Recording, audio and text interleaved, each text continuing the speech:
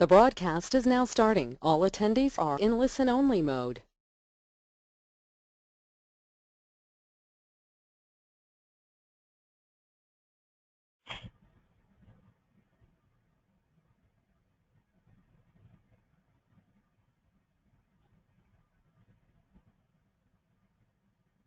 Hello, I'm Braden Kuo, the AGA CPT advisor, and I'd like to welcome you to this AGA AAPC webinar on the 2017 CPT and ICD-10 coding updates. I'm pleased to be joined today by Rhonda Buchholz, who is the Vice President of Strategic Development at the AAPC. During this webinar, we will review the moderate sedation codes, which are new, and the requirements, and discuss changes in the ICD-10. There will be time for questions after the presentation. To ask a question, type your question in the question pane. Rhonda, can you please begin?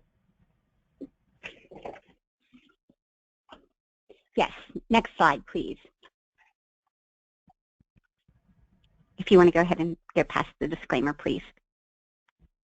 So thank you all for having me on the webinar with Dr. Kuo and the AGA. I'm super excited to be here today.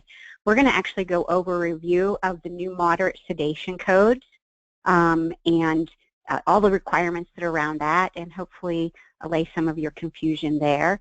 We're also going to talk about some of the operational changes that you're going to need to make to accommodate these new codes for tracking purposes and those types of things. And then we'll talk briefly about some telemedicine codes and also how the new ICD-10 code changes will actually apply for practices as well, and some challenges that we've had that go along with those. Next slide, please. So let's start with the 2017 updates. And Dr. Kuo, I believe that you're going to take this next slide. Thank you very much. So I guess one of the big things we're talking about here is moderate sedation. CPT no longer identifies moderate sedation as inherent in any part of our GI procedures. As a result, an Appendix G titled Summary of the CPT Codes that include moderate conscious sedation and the associated bullseye symbol printed in the CPT book beside codes that include moderate sedation were removed. This actually affected 441 codes, and this is the largest change this year that has resulted in a revision of codes to remove this bullseye symbol. So the CMS cites the reason for the change is that there has been a change in the practice where anesthesia providers are providing conscious sedation for many of these procedures that used to include moderate sedation when it was performed by the provider who was performing the procedure. Next slide. So for 2017, the Centers for Medicare and Medicaid Services, CMS, finalized its proposal to separate moderate sedation services from hundreds of procedure codes, including the majority of GI endoscopy procedures under Medicare Part B. As a result of this change, the CPT deleted moderate sedation codes 99141 and 99142 and replaced them with all new, more comprehensive moderate sedation codes entitled 99151 through 99157 that define administration of moderate sedation in a different sort of way. While this change may seem sudden, CMS actually announced these changes as early as 2014 and that the agency wanted to separate moderate sedation services from procedural codes in all specialties, including GI endoscopy procedures, in which the underlying service was originally valued with moderate sedation. The AGA, along with the ASGE and the ATG, provided the CMS with data demonstrating that the provision of moderate sedation by endoscopists for GI endoscopy procedures is significantly different from other subspecialties. In response, the CMS actually created these HCPCS Level 2 codes, G0500s, for GI endoscopy procedures where moderate sedation is inherent to the procedure. Healthcare professionals who administer their own moderate sedation will report the code for the procedure and the appropriate codes for the administration of moderate sedation. We're going to go over the specific codes in detail, but here's the high-level overview of what this change means for you. There will be no financial impact for gastroenterologists who perform their own moderate sedation. Gastroenterologists who perform their own moderate sedation for endoscopy procedures will now report 2 codes instead of 1. The procedure code and the proposed moderate sedation code beginning January 1st, 2017. Gastroenterologists who use anesthesia professionals will see the value of the majority of the GI endoscopy procedures reduced by 0.10 work RVUs. This reduction is less onerous than the 0.25 RVUs finalized by CMS for all the other specialty procedures for which the value of moderate sedation is currently inherent to the procedure. Next slide. It's important to note that the code 91151 is for moderate sedation services provided by the same physician who performs the underlying procedure for patients younger than the age of 5. Notice that it is the initial 15 minutes of intra-service time. There's a separate add-on for each additional 15 minutes of intra-service time. And we'll cover that definition of intra-service time and the add-on codes later on in the presentation. Again, this particular code is a pediatric code which the majority of gastroenterologists will not use. And CMS assigned this code with a 0.50 work relative units RVUs. Next slide. Code 91152 is the code used for patients 5 years of age or older. This will be the code used for commercial payers that do not plan to recognize the new HCPCS code G0500 for non-Medicare patients. So like the 99151 code, this code also is for the initial 15 minutes of intra-service time, and there's a separate add-on code for each additional 15 minutes of intra-service time. This CMS code was assigned a work value units of 0.25 RVUs. Next slide. Code 99153 is the add-on code for every additional 15 minutes of intra-service time beyond the initial 15 minutes, which is reported by either the 91151 for patients under 5 years of age or the 99152 for patients 5 years of age or older, or the G500 for the Medicare patients. As per CPT convention on time codes, you must achieve at least half of the time period, and in this case 8 minutes, described by the code before you can report it. So for example, if the endoscopist actually administers moderate sedation to a 50-year-old and a non-Medicare patient for a procedure with an intra-service time of 24 minutes, then he or she uses the code of 99152, because the patient's over 50, for the initial 15 minutes, and then an add-on code of 99153, which could be used for the remaining 9 minutes. A procedure within an intra-service time lasting 45 minutes would actually report 1 unit of 99152 and 2 units of 99253. Again, we'll cover the definition of intra-service time later on in the presentation. This code has no physician work assigned to it. It only has a practice expense value associated with it, and CMS has determined that the majority of physician work is associated with the initiation of the moderate sedation, and that it occurs within the initial 15 minutes. Next slide. Recognizing that moderate sedation provided by the endoscopist for GI endoscopy procedures is slightly different from other subspecialties, CMS has actually augmented the new moderate sedation CPT codes with GI endoscopic specific moderate sedation codes G0500. This code is to be used instead of 99152 for Medicare beneficiaries. Those who reviewed this code in the 2017 physician fee schedule proposed rule may notice that the current description is different. CMS initially proposed that the moderate sedation work for certain esophageal dilation, biliary endoscopy, and ERCP procedures differs from the other endoscopy procedures and could not be recorded with the G0500. However, the agency changed its mind in the final rule after additional info was provided by the GI societies, and so now the G500 covers all endoscopy procedures that can be performed with moderate sedation and replaces the 99152 for Medicare beneficiaries. CMS has actually assigned this code with a 0.10 work relative units RVUs and consequently removed 0.10 work RVUs from the GI endoscopy procedures. Next slide. So in the final 2017 rule, the CMS provided a table that includes the new work RVUs for each of these codes where moderate sedation is no longer inherent.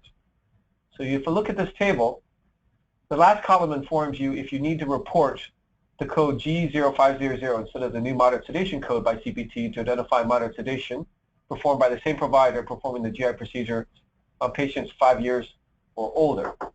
A full table can be found on the 2017 Physician Fee Schedule rule under Table 26, Valuation for Services minus Moderate Sedation. Next slide. And I believe, Rhonda, you'll be taking over this section. Thanks so much, Dr. Coe. So it's important to understand that CPT defines inter-service time as beginning with the administration of the sedating agent, and it ends when the procedure is completed, so the patient's stable for recovery status, the physician or the other qualified healthcare professional providing the sedation ends the personal continuous face-to-face time with the patient. And you can find those definitions in the CPT book, but it's important to note for coders especially that it's not scope in, scope out time. It's actually beginning with the administration of the sedating agent and then ending when the procedure is completing, meaning the patient is stable and they're ending their continuous face-to-face time with the patient. Next slide, please. As with anything new, we need to go back and reevaluate our documentation styles and make sure that we cover everything that we need now to support these new codes. So for here, we just have a simple documentation example of moderate or conscious sedation was administered by the endoscopy nurse and supervised by the endoscopist. The following parameters were monitored: their oxygen, saturation, heart rate, blood pressure, in response to care. Total physician intra-service time was 18 minutes. Now, this is a simplified that doesn't include the patient's actual clinical information. We would want you to put that patient's clinical information of what their saturation was, their heart rate, and all of that as well. This is just a simplified version of what you would typically expect to see in documentation. Next slide, please.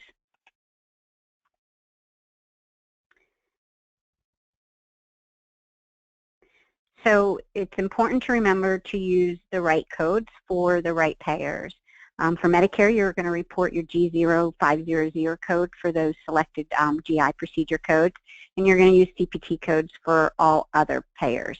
Now, keep in mind, those are for the ones that simply follow CPT rules. You have to do your due diligence and your research for your private payers. So for private payers, some of them may also require the G codes.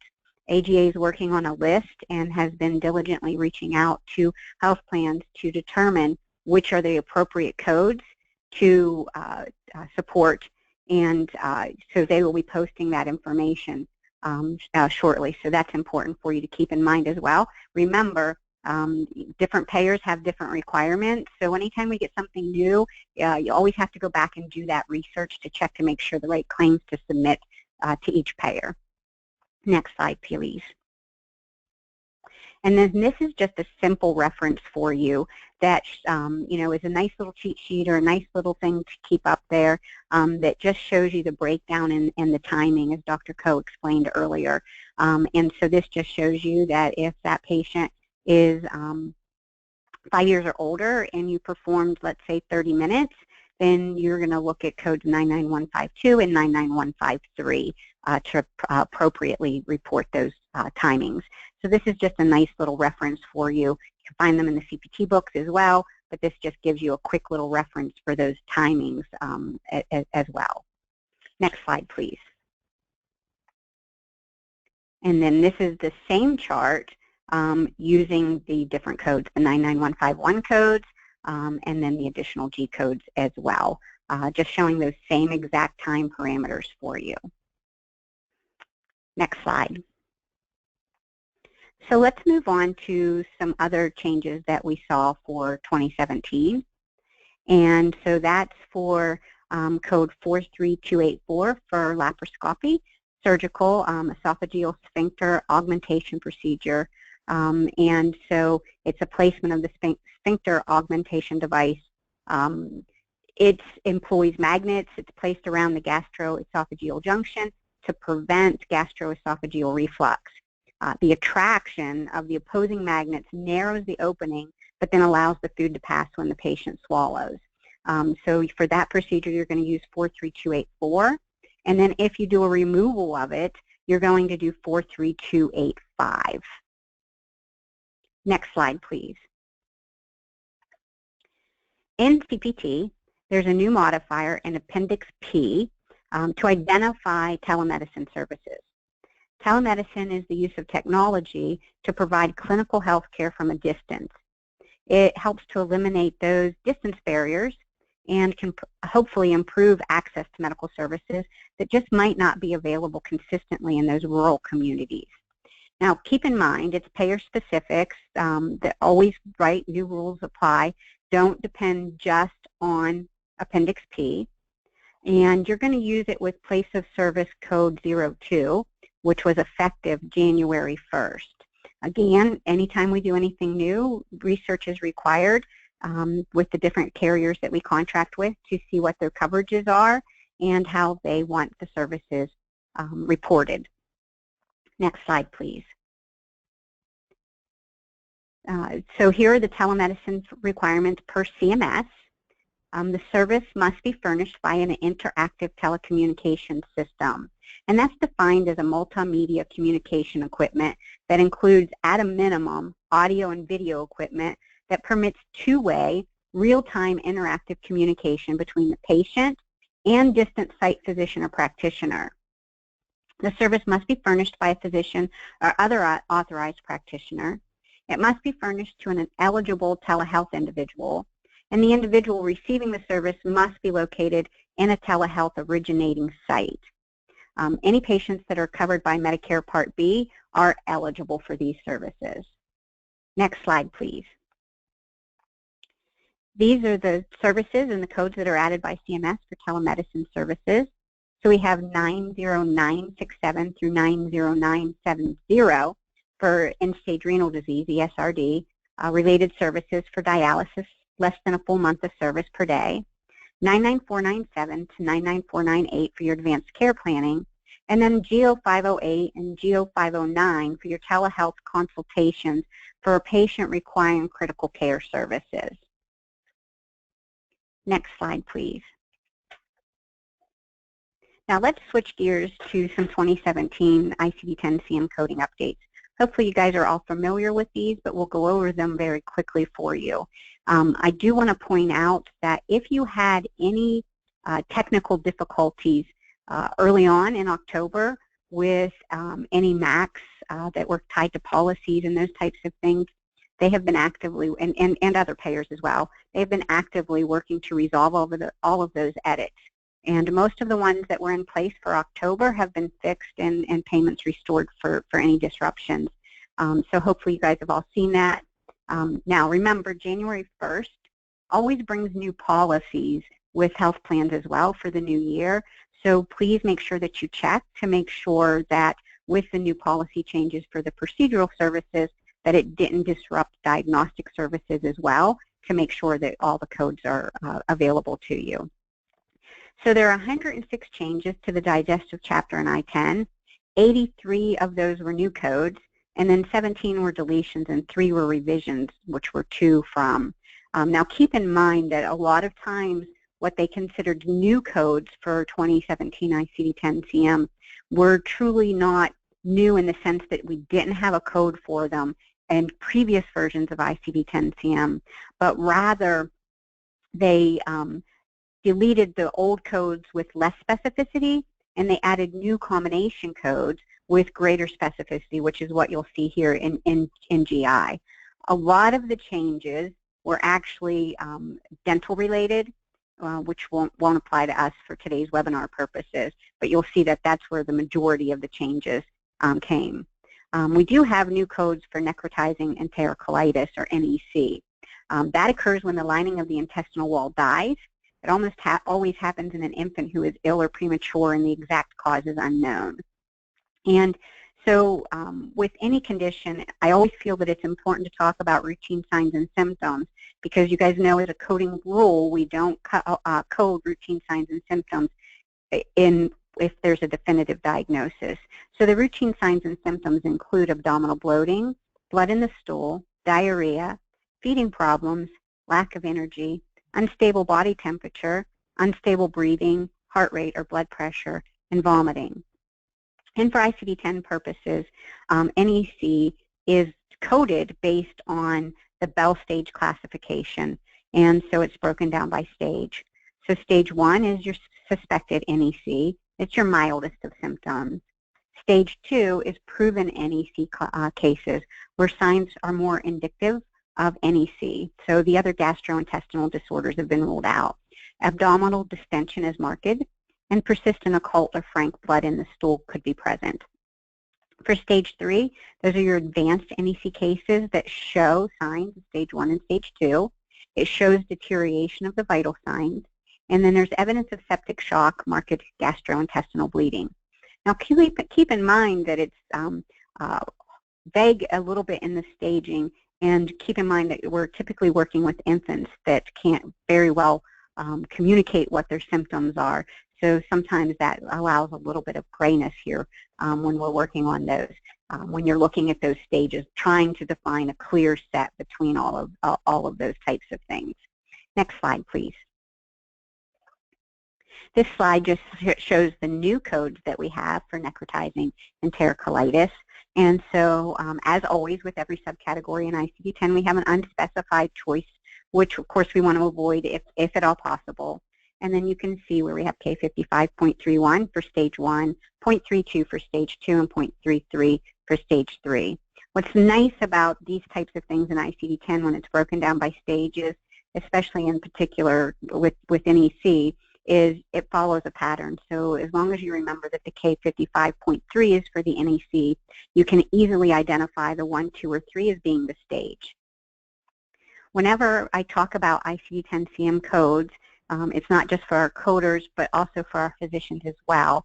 And I like to point out the documentation concept, because if we make sure that we template or we remind ourselves to capture the documentation concepts that are found in the coding, then it makes sure you have easier code assignment, and it helps lead us away from those unspecified codes.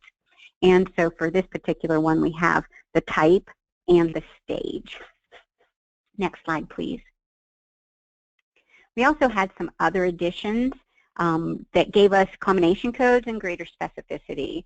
So now we have codes added for different types of irritable bowel syndrome. So we have K58.1, which is your IBS with constipation. 0.2 is mixed, and 0.8 is other. You also have codes for drug-induced constipation, chronic idiopathic constipation, as well as codes for toxic megacolon. And then you'll see that we now have new codes with greater specificity for acute pancreatitis, and it's divided whether or not it's idiopathic or biliary, and then with or without necrosis or infection, and then if there's necrosis, if it's uninfected or infected. And so you'll see that we actually have other additions for those as well. Next slide, please. And then you'll see on this slide, this is just simply where we deleted those older codes that had less specificity to make room for those combination codes and those codes that have the greater specificity, which we just talked about.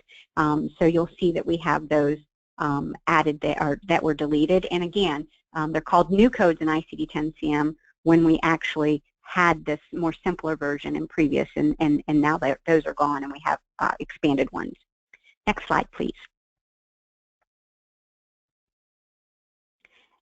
So we also had codes that were revised from and to. So anywhere in ICD-10 CM where we had intraoperative hemorrhage and hematoma, and this is throughout the entire book, they separated those codes out. So they revised them to now say either intraoperative hemorrhage or intraoperative hematoma. And so that way we're able to better collect the data of whether or not it was a hemorrhage or a hematoma. The same with post-procedural. So you can see there where we have now for post-procedural hematoma or post-procedural hemorrhages, codes for those as well. So we had those revised from and those revised to. So just pay attention to those for correct reporting when you're working on those as well. So we will be able to turn this over for Q&A. The CEU code for AAPC will be communicated by the AGA to all attendees. And so it is available for CEU. Again, that code will be communicated to all attendees by the AGA after the conclusion of this webinar. Thank you very much for an informative presentation, Rhonda. Now we still have a few minutes to take questions. As a reminder, if you have a question, please type it into the question pane and it will be answered in turn. Thank you. The first question is, would you ever need to use PT or 33 for conscious sedation if the situation was appropriate?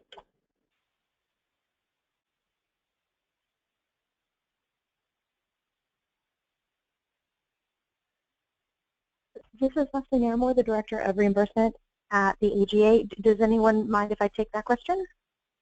No, please go ahead. Excellent. Okay.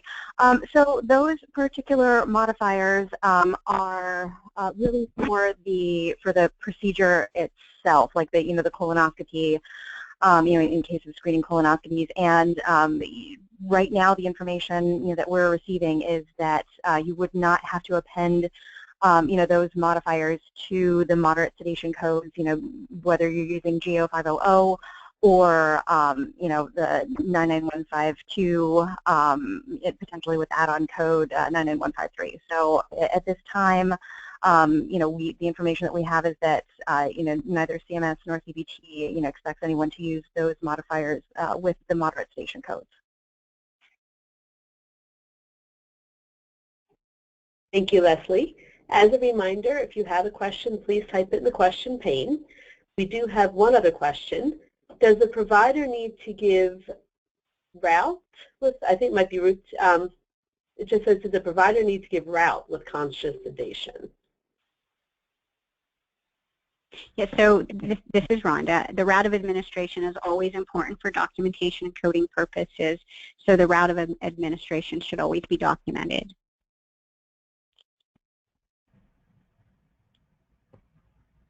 I would assume in general for conscious sedation it would be IV anyway, but this is clearly documented in the nursing notes as well as potentially sedation plan depending on how you set up your endoscopic procedure documentation.